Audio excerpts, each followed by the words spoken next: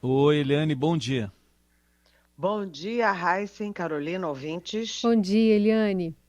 Bom, temos aí um dia importante com muitas agendas do vice-presidente eleito Geraldo Alckmin, que vai conversar com o Ciro Nogueira, vai conversar sobre orçamento à tarde com o senador que está coordenando, né, a pauta do orçamento para o ano que vem, o senador Marcelo Castro. Enfim, reuniões acontecendo a despeito de toda essa movimentação que a gente viu ontem nas ruas por conta desses protestos. Pois é, Carolina, Heisen, ouvintes, a gente está vendo dois Brasis. Um Brasil, né, que está vendo que a eleição acabou, que o ex-presidente Lula foi eleito, que o ex-presidente Lula já foi reconhecida, a vitória dele internacionalmente por dezenas e dezenas de países, foi reconhecida pelo TSE, foi formalizada, né, formalizado o reconhecimento pelo TSE, pelo presidente da Câmara, pelo presidente do Senado, pelo presidente do Supremo Tribunal Federal, enfim, o mundo racional, o mundo real reconhece e toca adiante o barco, enquanto o mundo da Terra plana continua batendo cabeça e tentando tumultuar a realidade. Mas o fato é que hoje o coordenador da transição, que é o ex-governador de São Paulo e agora vice-presidente eleito Geraldo Alckmin, chega em Brasília e às 2 horas ele vai levar a bordo também a presidente do PT, Gleice Hoffmann, e o Aloysio Mercadante, que é um economista, que é do grupo ali, do núcleo duro do governo Lula. Eles três vão se reunir com o ministro-chefe da Casa Civil, Ciro Nogueira, para discutir os nomes, as condições, a forma e até o local da transição. O que, que é a transição?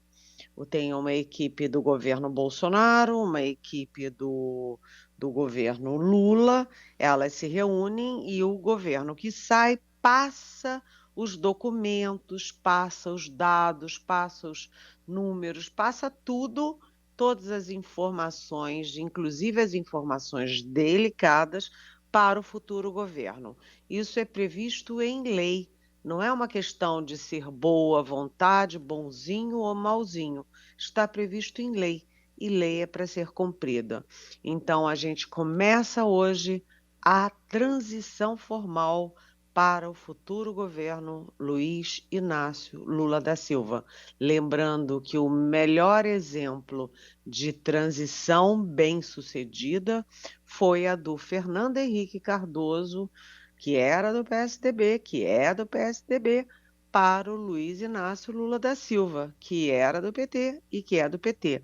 E naquele momento, o Fernando Henrique era derrotado, o Lula era vitorioso, porque o Fernando Henrique tinha um candidato do PSDB, que era o José Serra, ganhou o Lula do PT e foi uma super bem-sucedida, civilizada, moderna e inteligente transição.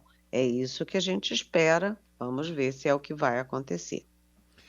Enquanto isso, Eliane, o presidente eleito trabalha também para tentar reforçar a base dele de apoio no Congresso. Enfim, como é que está essa negociação começando, principalmente na questão do orçamento para o ano que vem?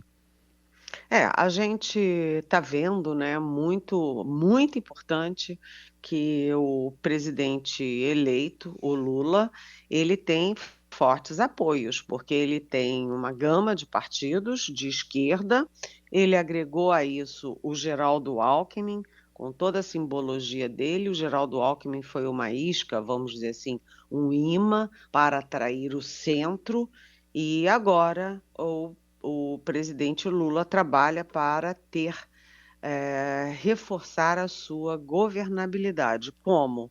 Aumentando os apoios no Congresso Nacional. Os principais alvos, mas não os únicos, são o MDB, o PSDB, o União Brasil, o PSD e o Cidadania, que são os partidos pêndulos no Congresso, que podem ir para um lado, podem ir para o outro, estão muito divididos. Na maioria desses partidos você tem gente que estava com Bolsonaro, gente que estava com Lula, mas, evidentemente, o governo eleito, que é o caso do governo Lula, ele tem mais poder de atração. Então, a grande sacada de ontem já foi essa. A Gleice Hoffmann, na conversa com o presidente nacional do MDB, deputado Baleia Rossi, ela já ofereceu uma vaga na equipe de transição para um representante do MDB. Ou seja, o MDB já foi convidado para participar da própria transição. E aí eu falei com a cúpula do MDB, eles o Baleia Rossi já começou a ouvir deputados, senadores, os líderes, para primeiro definir qual é o perfil. Primeiro, se eles querem aceitar isso, participar da transição. Segundo, qual é o perfil desse representante? Mais técnico, mais político, alguém com mandato ou algum técnico de ponta do MDB? Então, eles estão discutindo isso e, apesar da reunião com a Gleice Hoffmann já ser hoje, né, eles ficaram de apresentar uma decisão e, eventualmente, um nome na segunda-feira. E isso vai se replicar também com a União Brasil, que é um dos maiores partidos, o PSD, o próprio PSDB e o Cidadania. Lula está trabalhando em silêncio, está recolhido, está quieto, mas ele está sendo muito eficaz na construção da governabilidade da era dele. Eliane, vou puxar aqui uma pergunta da nossa ouvinte Cristina. Ela quer saber se Lula, que teve 70% dos eleitores no Nordeste, por que domingo mal teve comemoração na rua e hoje, né, ontem, havia uma multidão de gente de verde e amarelo em frente ao Comando Militar do Nordeste pedindo transparência na contagem dos votos? Oi, Cristina. Na verdade, domingo teve uma bela manifestação na Avenida Paulista, em São Paulo. O Lula reuniu milhares de pessoas, uma festa alegre, bonita, que adentrou a madrugada. Então, teve manifestação, sim. Agora, do outro lado, por que que tanta gente vai para a rua? A gente tem que lembrar que o Bolsonaro teve 58 milhões de votos. E quem está na rua não é nem, sei lá, nem 1% disso, ou o quê? 2%, 3% disso, mesmo que sejam, que fossem 10% e não são, 10% daria 580 mil pessoas na rua, não tem isso na rua, tá certo? Mas isso tudo é articulação de internet, são os setores mais radicalizados, eu diria até fanatizados do bolsonarismo, que ficam com essa palhaçada de ficar pedindo volta de ditadura militar, volta de militar, rondando os quartéis e os comandos militares.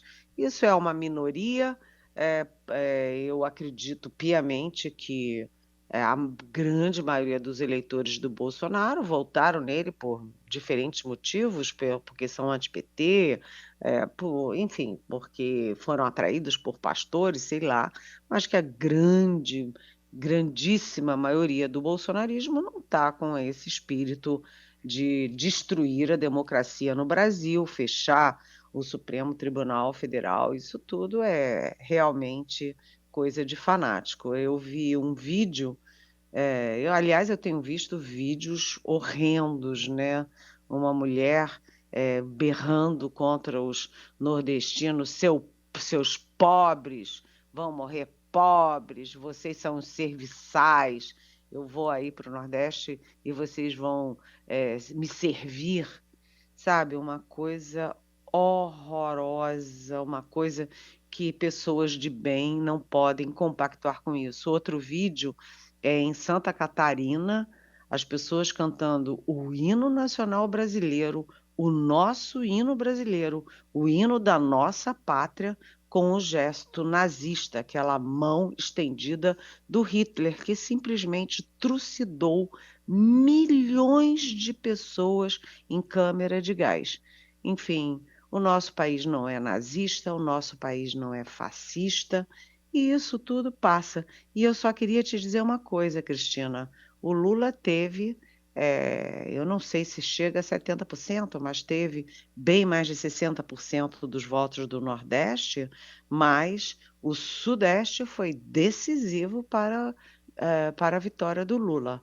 O Sudeste foi decisivo, ele ganhou em Minas e teve uma derrota muito apertada. Ele teve uma estrondosa votação em Rio e em São Paulo. E o Bolsonaro perdeu votos em Rio, São Paulo e Minas em relação a 2018. Portanto, não foi o Nordeste que elegeu o Lula, foi o Brasil que elegeu o Lula, Cristina.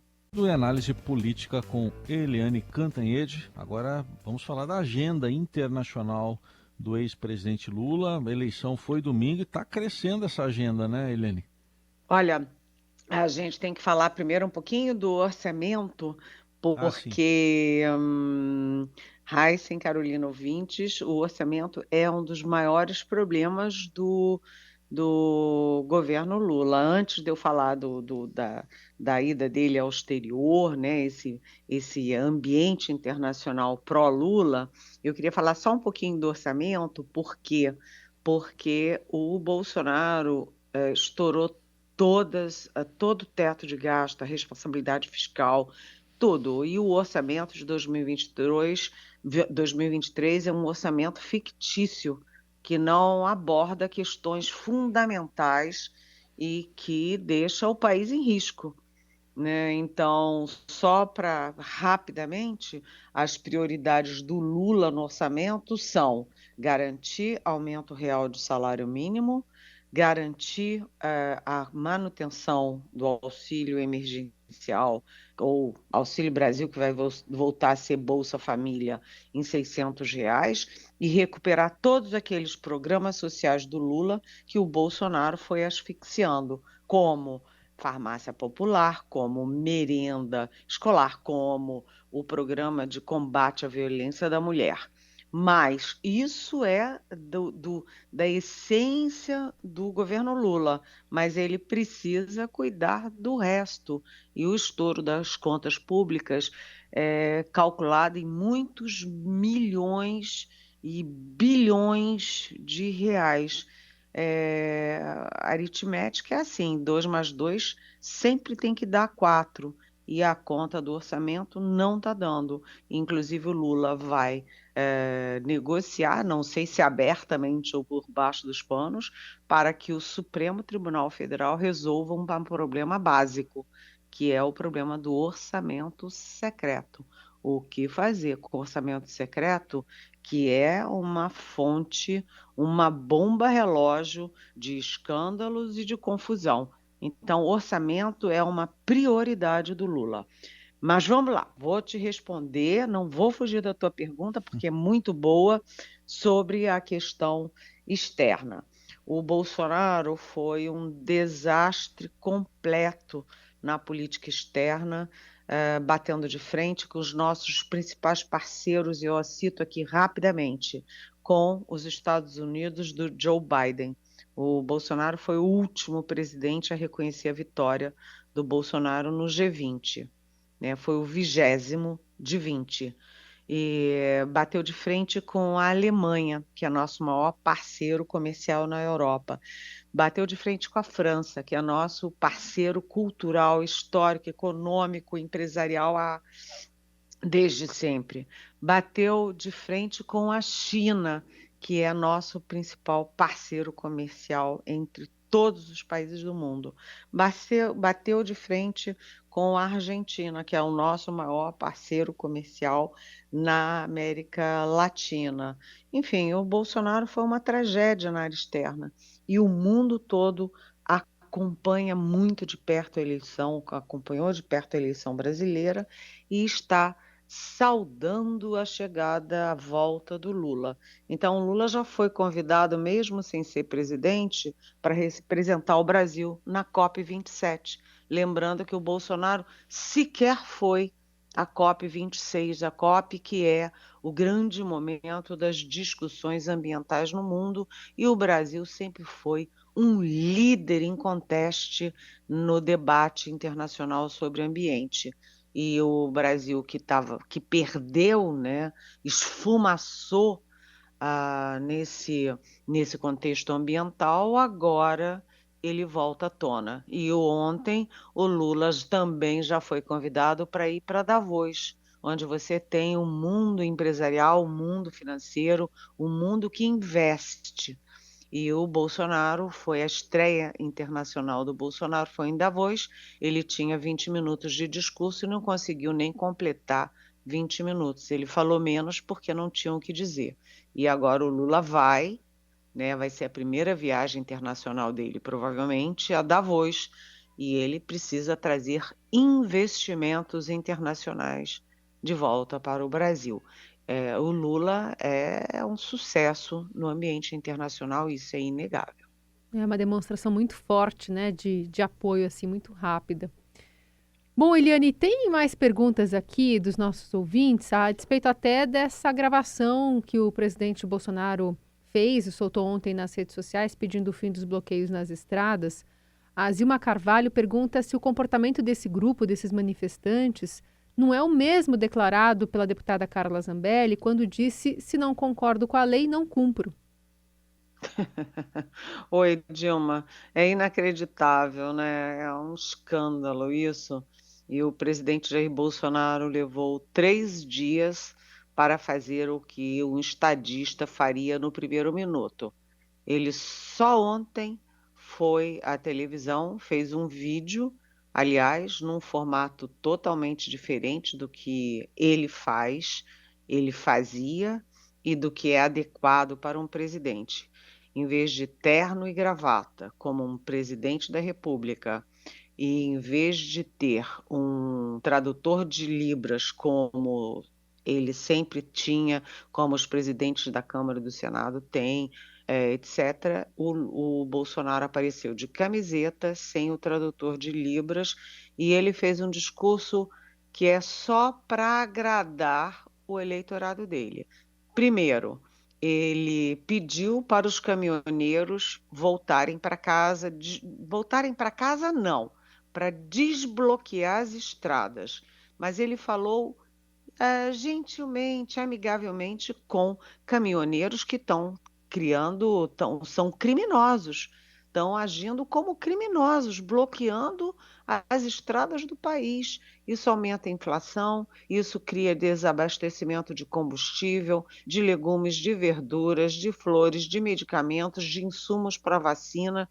É um caos, né? E ele falou generosamente ali, amigavelmente com os criminosos, para não ficar mal com os caminhoneiros. Segundo, ele pediu para desbloquear não por causa do país, mas porque isso está afetando os negócios e os lucros de um eleitorado muito fortemente ligado a ele, agronegócio, não é? A agricultura e também no setor industrial, onde ele teve muito voto, capital, né, gente rica, votou muito com o Bolsonaro.